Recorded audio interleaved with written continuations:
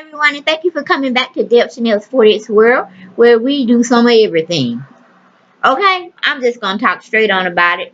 Thank you, Michel'le, for bringing awareness to the national domestic violence issues that we have globally against women and some men. I didn't know October was the month we were bringing real force of awareness to this particular subject. So kudos to your PR person, along with dropping your biop on your life on surviving Compton and the backstory that wasn't told with the NWA movement and how they pretty much got, on the map, excluding women that helped them get to where they were. And it was just exciting, guys. I mean, like, Lifetime did a hell of a job bringing your story to the forefront on screen for everybody to get your take on your side of what happened with your two failed marriages. Well, one marriage, the second marriage is very questionable. You weren't married to him, but lies, deception, and betrayal was just the forefront of your life, it seems. But just going and touching on some of the scenes, let's get right on into it. In the first scene where some guy, I forget his name, he wasn't that important. Last name Williams, I think. I don't know, y'all ain't gonna lie. Michel'le is pretty much approached by this guy that comes into her store that she's, well, not her store, the store she's working at, one day, and they heard her sing and they just thought, I guess she was singing like angels. So he pretty much had convinced her to come and, sing a track or two with the group that he was already working on and managing at the time. She didn't know it was the pretty much the new NWA group that was going to be forming in Dr. Dre. Well, we just going to say Dre because he ain't no doctor in my book. Never was, but I really lost respect for him watching the depicts of the movie as it took place from her side.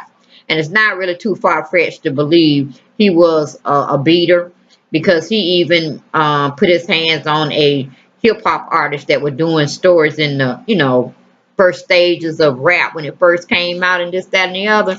So, if he could hit her, he could hit everybody. You know what I'm saying? So I didn't really take it with a grain of salt. I just saw him, yes, and how she portrayed him throughout the movie. He needs some help. But anyway, we move from that situation. She goes on and pretty much performs for the guys when she get there a little later than they had anticipated her to come, and all of them was pretty much ragging on her, more so Dre and Eazy-E. He was just making fun, but when she opened up and started singing for them, they couldn't believe the voice that was coming from her from initially when she was just really talking, just having a conversation with somebody. Then we go to, everything was just popping like popcorn. Just pop, pop, pop, pop. They was just making tracks, making, the moves around her. She was pretty much their chef, they maid, and everything else, and they background singer when they wanted to put on hooks or whatnot. Then we go to Michel'le.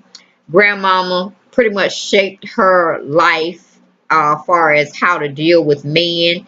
Her grandmama gave her a viewpoint that she needed to get paid for her little work that she was doing, but she also had to have the brunt of a man's fist go upside her head whenever they wanted to, because that was a way of him showing love to her and respect. But of course, we all know that's a distorted type of way of thinking, and that's playing into the stereotypical role of, battered syndrome. So we know grandmama probably got beat on herself and her mother before her, and that was just a taught behavior. But we know that is wrong, and we need to talk to our young women and men about that. That's not a way of showing love or respect to another person, be it the woman being a batter or the man being a batter. Just a no-go in all books and form or fashion. Okay, then we go to Dr. Dre. Gets a call from his lady, Michel'le, and she figures this all that Dre got, just one lady. But come to find out, she finds out that he got 5 ladies, 5 children, and 2 more or 1 more on the way. And that was just a hot mess. Michel'le was just looking like, should I weigh out my options? Do I want to become a superstar by working with this joker, or do I want to continue working at the clothing store? So, of course, you know, she took out the first section and she started working with Dr. Dre and his crew. And misery just followed her along throughout her life dealing with this man, Dre. Dre asked Michelle in order not to lose her and his investment he sees to make money off of her, he asked her to marry him or pretty much live together at the first part. But as the episodes go, well, not the episodes, but the segment goes on and her little buy up, he pretty much asked her to marry him for it's all over with. But it's just really to secure her, for him to do what he wanted with her, because he saw her more as property other than anything else. Then we have another scene where Michel'le finally saw another side to Dre when he beat up Val's boyfriend, because you know he had got into a little spiel with her at the club they was at performing. And what she does, Shasta. And she goes to tell him, she embarrassed him in front of his friends and just start telling him if he can't get that money on time, he can't see his son. And he was like, oh, I'm going to see my child, da da da da. And they were pretty much watching it all go down. Easy E and some other people that were just watching the segment unfold when they was at the club. And then she walks off meaning Val like she's done with him. And somehow he gets drunk throughout the night, and instead of him going home making love to his Michel'le, he want to go start some mess with Val in the wee hours of the morning, talking about he want to see his son.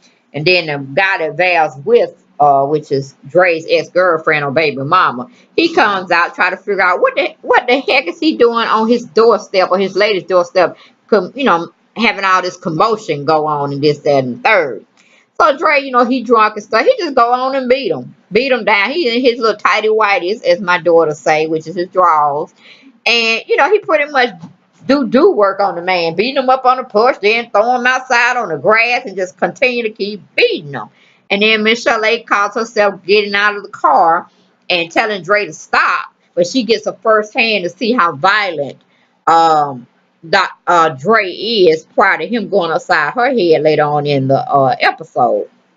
So pretty much Val come out after she sees Michel'le trying to get a hold of Dre, and he goes on to get back in the car, and the girlfriend Val come pick up her boyfriend off the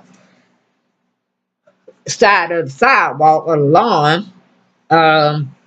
For kind of trying to defend her honor, and she takes him back inside, and Dre and Michel'le roll on off. But she does see the violent side of Dre when he really drinks too much and he gets angry and stuff.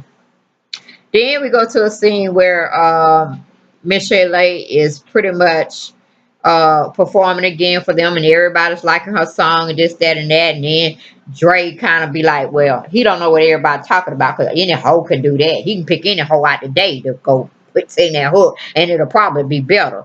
And you know, she like, you know, why he gonna call me a hoe? I ain't do nothing to him.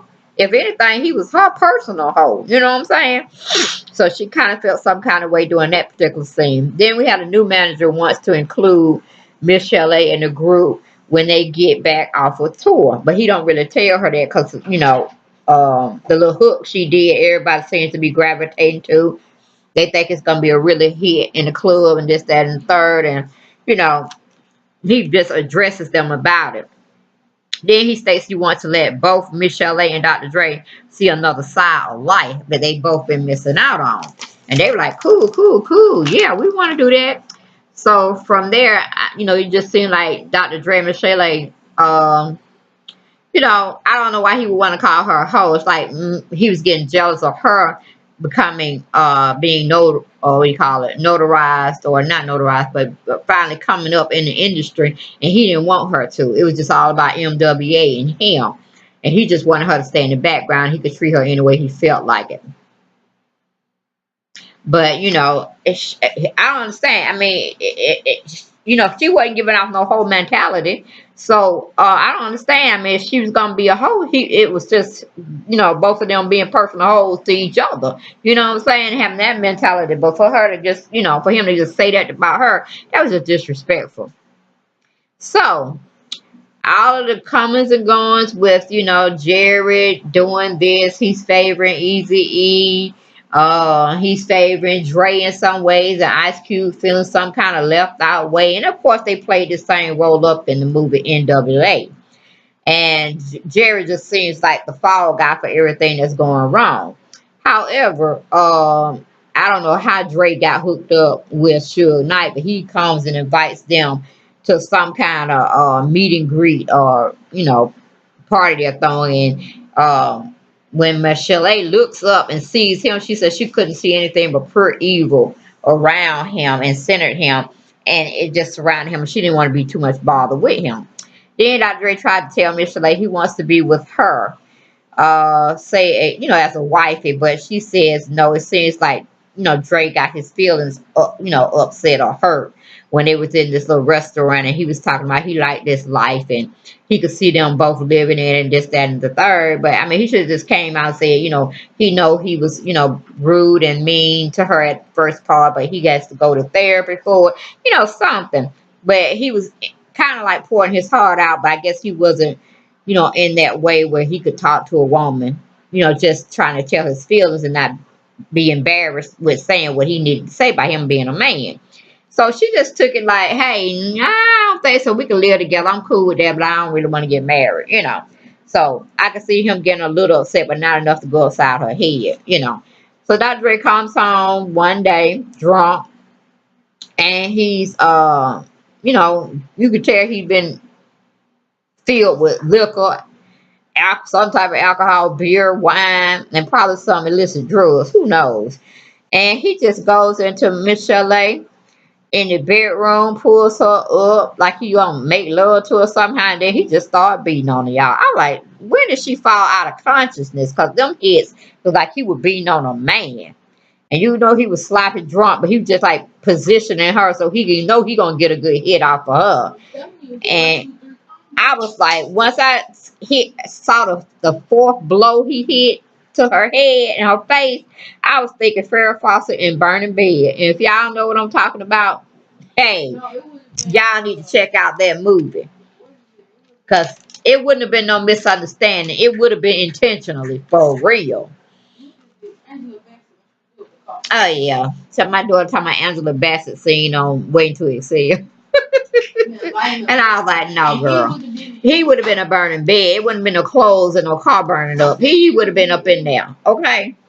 But anyway, that was just my take on that particular scene. But that was hard to watch, y'all. If I could have paused it and just said, wait a minute, I need a moment. You know what I'm saying? Because I can't believe this woman is sitting up here and getting beat like this. And she's fully conscious. So, that kind of disturbed me in a very wrong way. But moving on from that scene. And then I was like, I knew he was going to say something to her when she, because just before he came home calling beating her, she had made this little diss song. I can't think of the song. It's like that shoot do do do do do do do do do. Like she's telling him, I know you playing me. And so it was good. Cause I was on that song too. I liked it, that one. But the guys, the MWA crew, they were like, "Dawg, she burning you up, man. She dissing you in that song, but that's a hit. That's a woman's anthem or something." And he didn't like it. He was just throwing back the brown alcohol. I want to say it was Hennessy, but I don't know. But he was just taking it all in and in. And I knew something was gonna happen to her, or something gonna happen to them, either at the studio when everybody left, or sometime. And sure enough, when he got home, he laid right into her. It was a mess. Then Jerry had called himself gonna come and give her good news after she got finished performing for some people at a club scene. It was low key, but she did her thing. And Jerry had asked her, you know, was she basically wanting to, do some work with some other artists and this, that, and third. And she was like, yeah, I want to do that and this and some more stuff. So he said, okay, well, I might need to have you work with MC Hammer. I mean, Michel'le was just crowded around so many artists that are either not in the game anymore or they're deceased. And I mean, she was just right, a plethora of talent. And for Dr. Dre to hold, well, see, I called him Doctor. I stripped his title. He Dre. And yeah, he finna be D in a minute. That's non-existence. But no, he gonna be the man. Okay, he gonna be the. What we gonna give him? The boy. The enemy, we should say. He the enemy right now. Yeah, that's what he gonna be. He gonna be the enemy. He gonna be Dr. Dre. He gonna be Dre. He gonna be unknown. The unknown spectacle. Yeah, he gonna be the unsub. We ain't gonna even deal with him no more on a name basis. Yes. My daughter said we're gonna do criminal mind suspect, unknown sub, but he gonna be the unknown sub. But he just I don't know what's wrong with that man. Oh, but she just like, okay, we gonna get it started. So, she wanted to talk with the unsub about it. And Jerry like, nah, we ain't gonna talk to him about that. This is your career. Remember you said you want to start your own thing, you want to be your own woman, you want to handle your own career. And she's like, yeah, but it's just so hard. He like, it ain't hard. We just gonna drop him like a bad habit, and you do your thing. Because he's just, who he is, and you're who you are, and let's just roll with it. So that was that situation. But she made a very eloquent statement about the rap game, where she said rap is not for any woman who wants to make it in the business, because all rappers. Now I know she kind of went a little bit on that one, because I wouldn't generalize all rappers, but maybe 85% of them see women as hoes, bitches, this, that, and the third. Just really not even a human being at times, because they do so much illicit and dangerous stuff to wreck even the best well played relationship. And she said it's just rap was about rage, not beauty. So it's almost like they distort what's good and make it bad, and try to, tear up something beautiful, even if it's a woman's face, to be a punching bag for all the rage that they had to incur.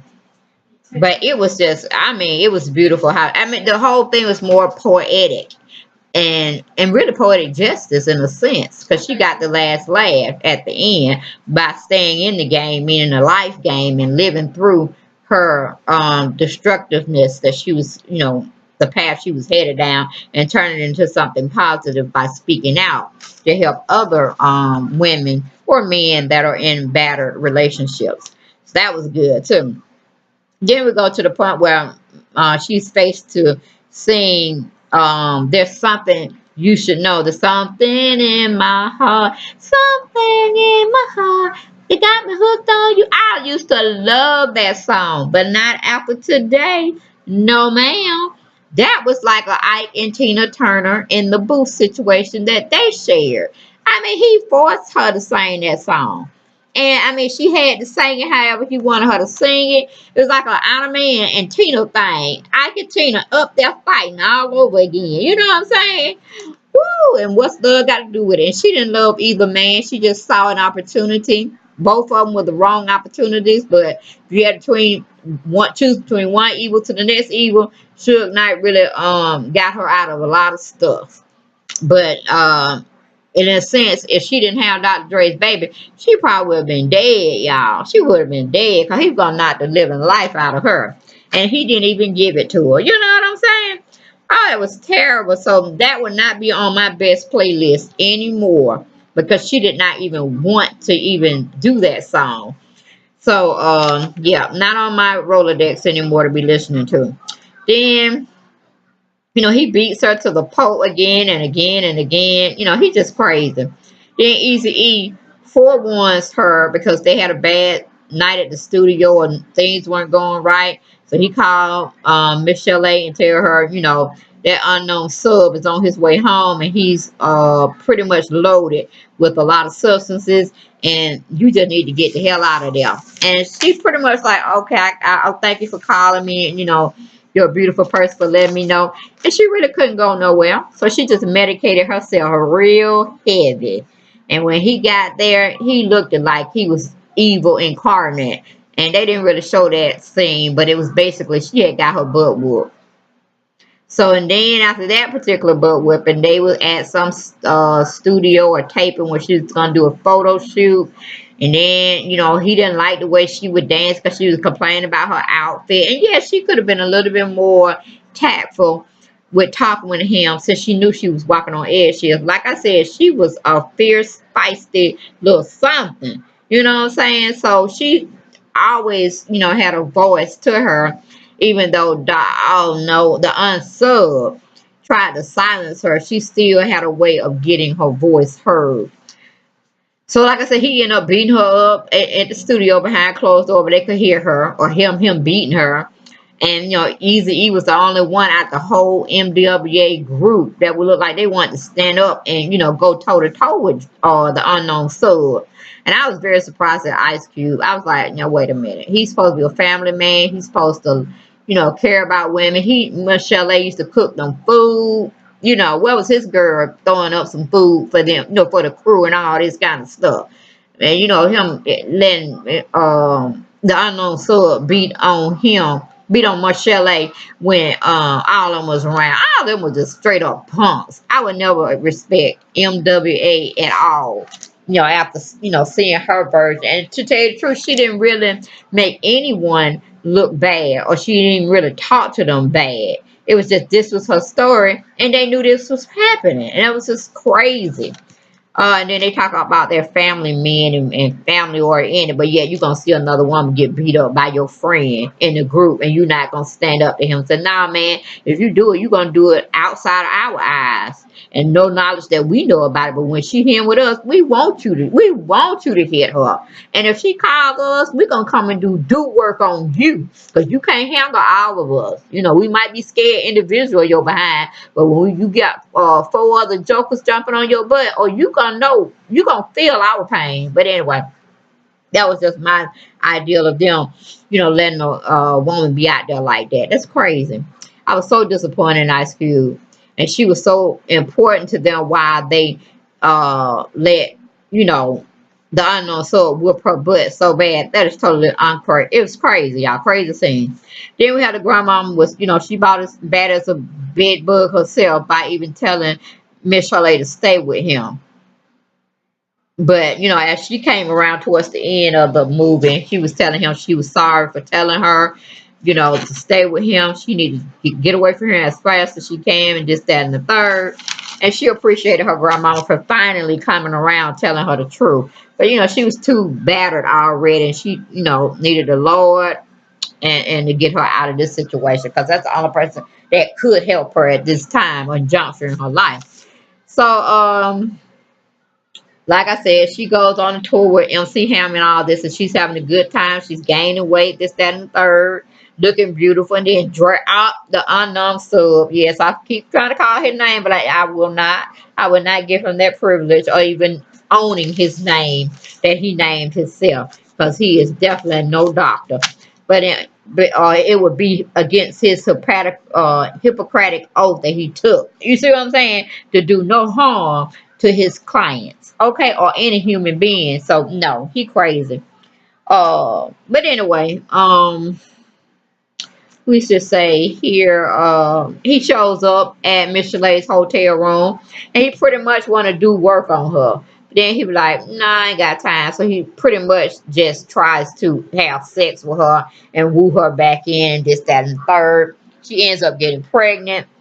And Jerry's trying to tell her to abort the baby, and the unknown sub walks in on the conversation. She tells him, and the unknown sub tried to throw Jerry out because he needs to talk with Michel'le alone, and we already know what that alone gonna be. But even Jerry was trying to stand up for her, so he ain't try to do work on her. But he said he gonna be right outside the door in case anything pop off. He gonna come in here and he gonna make sure the unknown sub go to jail, pay for his actions. So Michel'le kind of pretty much assured him that, okay, now everything's cool, everything's kosher, So pretty much after Jerry leave, the unknown sub gonna talk about if she wasn't having his baby, he would kill her, or he'd be what he was gonna kick her ass. My daughter said so. Okay, that's what we would there. You know, she want me to give it to y'all politically correct, but I'm like, if you saw the movie, you saw what was going on. Okay, but then somehow, they make up with each other. They're back at their newfound digs, a pretty big mansion he takes her to. I don't know when they got married, but yeah, they got married. They didn't show none of that. So evidently they didn't have no ceremony. I don't know how it went, but it is what it is. They have a big old barbecue. She has his birthday celebration party. Um, Dre, oh nope, not Dre. The Uncle invites Suge Knight and his crew over.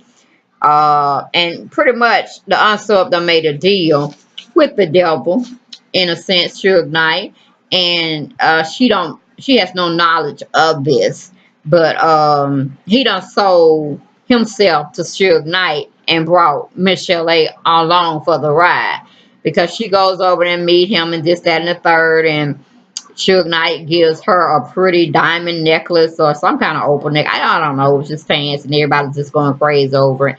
But the unknown sub had bought Michel'le a Mercedes as well for her, a convertible Mercedes for her birthday and all this and everybody. Her friend was pretty much like, woo, my boyfriend buy me that. She just playing. But sometimes gifts are not what you think they are, even though they're painted as a good picture and glorifying you. But as we can see, she went through hell and she still walked out with Jack. Not even that birthday present, not even a house, nothing. Okay, so Suge Knight gives her a little necklace. She wears it because the unknown sub puts it on her on the order of Suge Knight. And then she goes back to her friend and she's telling her friend to take that necklace off of her. She can't stand it. So I don't know if she gave her friend a necklace or not, but it is what it is. Then we had Dre and Michel'le go out after the barbecue's over, everybody's gone, and they drive her new whip around. They both drunk, but they go to an area that's pretty much deserted, or a street or a highway. I don't know where it was. It seemed like it was downtown somewhere, but it was in a questionable neighborhood. And somehow they come across some little thugs out in the street, look like gang members or whatnot, but it seems like they're homosexual, and because they were telling the unknown sub that he want a piece of them because he, kind of looked real nice, and then they were making uh, assumptions that the reason why Ice Cube left because he couldn't get down with the unsub's newfound way of having sex was with other men. So the unknown sub wanted to go out and call himself want to fight them. No, he gonna get his ass kicked. And Michel'le just drove real fast down the street to just not, be a part of no more misunderstandings where fists was being thrown and blows were being taken. And then somehow she knows she was gonna be on the bad side of the stick when they got home. But anyway, we move on from now. Michel'le got her feel though that the unknown sub could be bumping booties with the same sex. You know what I'm saying?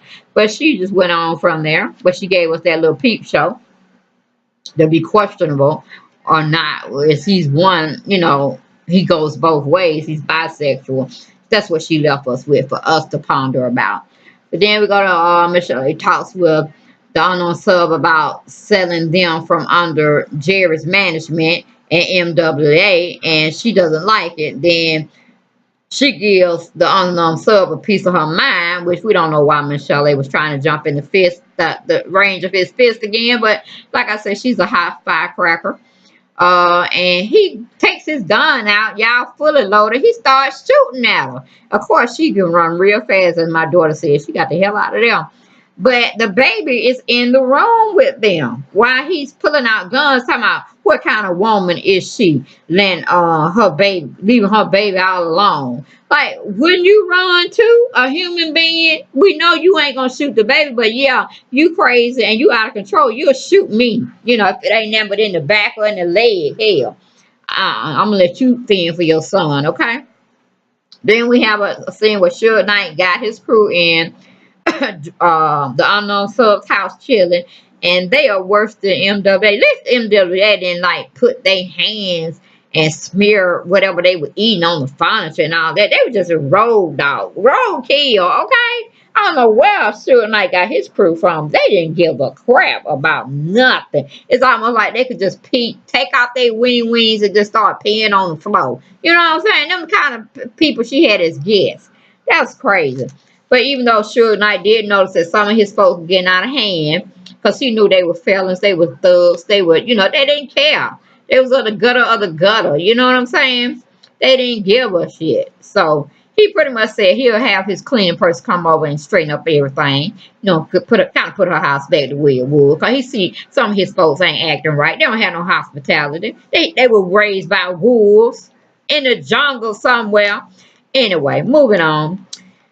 Well, we have a situation where they're in the studio. Tupac goes and, comes in and he's cutting tracks with Dre and this, that, and I said his name. Rewind the unsub, and they're making, some good music and stuff. And Michel'le is just throwing support, for her crew, her new rolling crew she's rolling with. And, she was giving very big props up to Tupac. And of course, the unsub gonna make her look stupid, pretty much calling her a groupie, hoe, anything else to demean her. And Pop looking at him like, man, that's your woman. Why you sitting up here talking to her like that? But anyway, she goes and leaves the room or whatnot. And then after, I guess, Tupac has his little talk with the unsub, he goes and finds her and, try to tell her, hey, look what the kind of shit he has to go through to, get stuff heard. And, Suge ain't listening to his behind either, but he's gonna keep grinding and he will be heard, and all that kind of stuff. He's telling her don't give up on her dreams and this, that, and the third, and she will achieve them. And I'm like, oh God, Michel'le was just round talent, you know what I'm saying? Talent. And she had even cut a little hook on his song. And I'm like, damn, that was Michel'le. I knew it kind of sounded like Michel'le, but I'm like, well, maybe it was somebody else. Who knows? But it turned out to be Michel'le. And I'm like, God, dog, all this talent she was around. Then we go to a scene where Dre has a lady ask Michel'le why they having another party for a threesome. Like he couldn't ask his wife to let somebody else in their bedroom. He had to ask a total stranger, a group, pretty much somebody to somebody. But she was like really a video vixen or poor hoe. So, sell herself or whatever fame before she thinks she can get out of it in that one take of a day. She came in a dress like, your husband want to have a threesome and he wants you to join us. I'm like, what? And then, it was a scene like Michel'le want to put hands on the girl. She always be fighting these tall women, y'all. I mean, she got to be, 5'2", and she be they're trying to fight women 6'5" and higher. You know what I'm saying? I'm like, that little girl, she be fighting, girl. She be fighting. But she was like, I ain't got time to deal with this mole rat. I don't care no more. You know what I'm saying? And, I'm like, a poor whore trying to contact and think she going to jumpstart somebody that got some sense or have some sense. So I was really proud of, very proud of Michel'le for not even just going there. You know what I'm saying? Because it could have been an assault charge put against her because she loved to fight now. She loved to fight for the cause. But anyway, the unsub just totally disrespected her. Don't know why she feels for Suge though, because he didn't even take her from her house. The time when the lights were, if y'all would have saw the movie, she started not really necessarily falling for Suge, but she starts to see that maybe he could financially help her and put her on so she could cut her albums and get some coin herself. Because, he was a good man for trying to come over there after she left this phone call because the Unknown Sub was on tour. A tour that Suge Knight had his crew on, the NWA crew or whoever he could. I think it was just Tupac, Snoop Dogg, and the Unknown Sub at the time. But he had left her with no food, no electricity, no money, no car to do anything or go anywhere. She was just down for the count. And I'm like, wait a minute, where's all your girlfriends? Was your gate closed electronically? Because if the lights were off, then that gate wasn't working either. I mean, you could have pushed forward, pushed out, but like I said, she was on that whole battle syndrome type thing. So in her mind, she felt probably she could not go anywhere. He probably didn't have no gas in the car, so that would have been a waste of trip, even if she had the keys. So anyway, she called up a message on Suge Knight's, voicemail because he didn't answer his phone, which most men like that don't. But he got a whole message that she didn't have nothing. So he called himself coming over with his butler holding the umbrella for him while he bring her some groceries.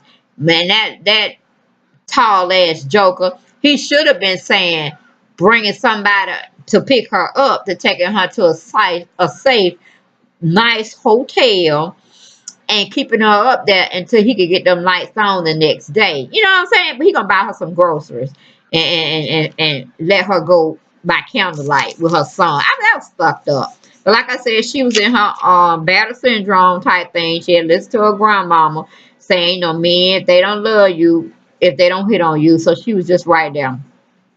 But you know, her whole way of thinking was totally distorted. Then we go to you know, she just had enough. She had some kind of party that went totally left. And some guys that it seemed like they wanted to hold them up. And I'm still not getting the whole part of why that scene was put there. But anyway, this Asian guy coming in trying to shoot up the place and stuff. I'm like, where is he coming from? But you could tell he was somewhat gang affiliated with somebody because the guy that she was talking about, he noticed who she was. And he was like, oh, okay, y'all used to love. What happened, honey? Why you dropped out the scene? And she was trying to be, you know, fake and said, you know, life happens. She wanted to have a baby. She wanted to take a breast out. But we know the unsub has pretty much had left her behind and leaving her to fend for herself. And he wasn't going to try to start no album work with her and this, that, and the third. So, you know, she was her as a kite. And just everything was just falling out for her. So basically, the guy had brought his friend in. I guess, I don't know, he got some bad weed or something. He just started shooting up the place and scaring everybody. And she was like running, trying to figure out what happened to her son, this, that, and the third. And when she finally get him, you know, the guy said, don't be doing that. That's my friend, man. Put that shit up. So, you know, he convinced them. She on the table, pretty much shaking, crying, want to make it work with Drake. Oh, I said it again. The dumbass, I meant to say. You know, going to the studio after she dropped her son off with her grandmama. You know, she's just going back trying to say she want him back, this, that, and third. We could be a family and this. And he was like, I ain't finna be bothered with you. So, you know, she was already strung out on some prescription drugs, this, that, and the third. And, you know, just wondering who gave her all them prescription drugs. But, you know, they say it floats through Hollywood like that. You got the money or the strings of people that know people, then that's how you get stuff. And you get hooked on it. And so, you know, Suge was there at the studio. He didn't too much care, but it was his lady. You know, he wasn't trying to infringe on him too much. But he had told, you know, don't worry about that joker. He got him on the leash, which he did. He had a tight collar around the unsub, the dumbass person we won't mention. He just said, if you want to get right, go on and get right, I got you. But little did she know the help that he was going to be soliciting from him, it was going to cost her in the end. So basically, you know, he arranged for her to go to the Brittany Ford Clinic. She got, you know, her stuff together. She came back looking nice. She came back to check on her son, met with her best friend and her grandmama. Her grandmama had told her she was just so sorry that she pretty much had gave her up to a man beating her and almost costing her her life. And she told her, don't listen to that. And I said I was wrong. Don't ever go back to that man again.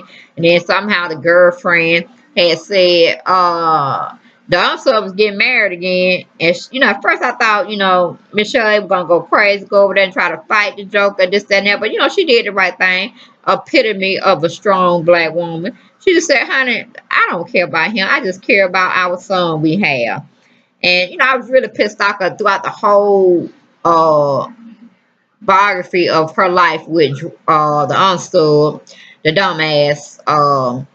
You know, he never said his child's name. And she brought that up several times to him, that his name is Marcel. But he was like his son or, you know, whatever. But didn't really acknowledge him as his son, Marcel. You know what I'm saying? So that was like detrimental to her too, that she wasn't even worth the time of, you know, she was just like a dog, you know, a bitch having a baby. Because that's what they call female dogs, bitches. Woo! But anyway, we got to pull up with these name callings on these women and these men, you know. It's just crazy. But anyway, we got to stop calling men dogs. We got to start calling what they are, unfaithful, untruthful men, you know, that are acting like boys with toys, you know, because they're not dogs either.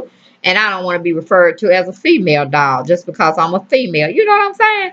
So we got to really do better with how we word things when we talking about a man or we talking about a female. You know what I'm saying? So, but dumbass is good in my book. Dumbass is real good. Uh, but anyway, we go from that scene. She like hooks up with Doctor, no, it's not Doctor. She hooks up with Suge Knight. They start a relationship. He pretty much tells her how things are. He's married. He's got a wife. He's looking for a mistress that, you know, he can come and kick it with here and there, and he'll take care of him like it ain't nothing. She goes along, weighs her options. She goes along with that deal pretty much. Then, you know, of course, dumbass done got married again, and he comes over.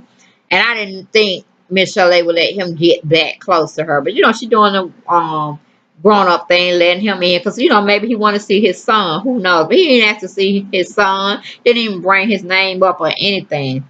And he goes to try to kiss her, talking about he miss her. We can't go out like this, that, and the third. And then he finds out later on that he's kissing on the property of Suge Knight now. And he know he ain't gonna mess with Michel'le and try to do no do work on her, because Suge would have his team on his ass within the hour. You know what I'm saying? So he didn't want to mess with her because he knew Suge Knight is a crazy mother. Oh, okay. Shut your mouth, as South says. But anyway, we go from there. Michel'le gets visited by Suge's lawyer and buys her off pretty much. He's pretty much putting her on house arrest while he's in jail, because Suge's theory is more so, you know, people try to get to me through the people I love. So I need my henchmen around you, so ain't nobody stupid enough to get that close to you to try to turn state evidence on me on any form of fashion. And plus, I don't want nobody hurting you because they know that's gonna hurt me. So pretty much he tells his lawyer to go over to her house, have her sign all these different papers, this, that, and the third. The lawyer says she'll get paid $30,000 a month. All thing she have to do is have sex with him in the jailhouse for the remainder of his stay on the weekends. I'm like, Michel'le, what you got yourself into now, girl? But anyway, she goes on to make this deal with them, the devil himself. She can't go nowhere, y'all. She's in prison in her mind as well as in her comings and goings. She can't go nowhere without security people. I mean, nowhere. He not beating her like the unsub was doing, but he's pretty much taking her voice away from her, where she his do girl and she manages business while he's in jail. Well, he's pretty much messing up his own business while he's in jail. Then we have Suge Knight forces Michel'le to marry him in a sense, but all of it's a pretty big hoax. They do get married by an official of some sort, but it ain't no legal person that's marrying them.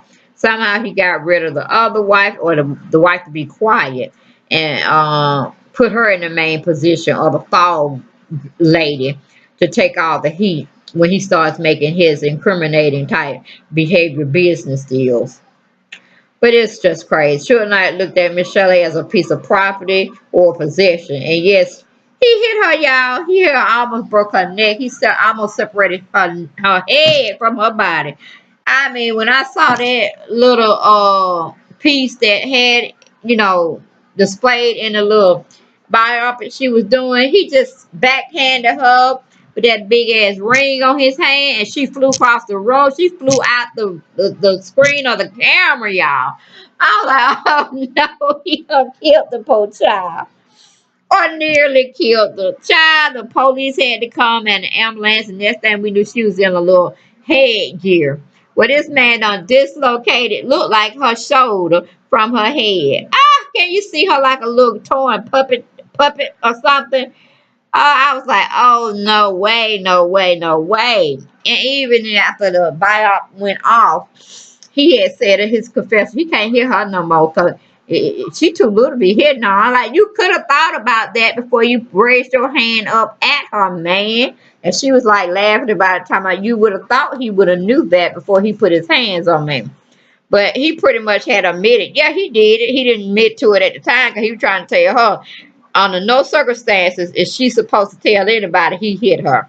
It was a football play they was doing. I was like, are you serious, Suge? Who gonna believe that mess?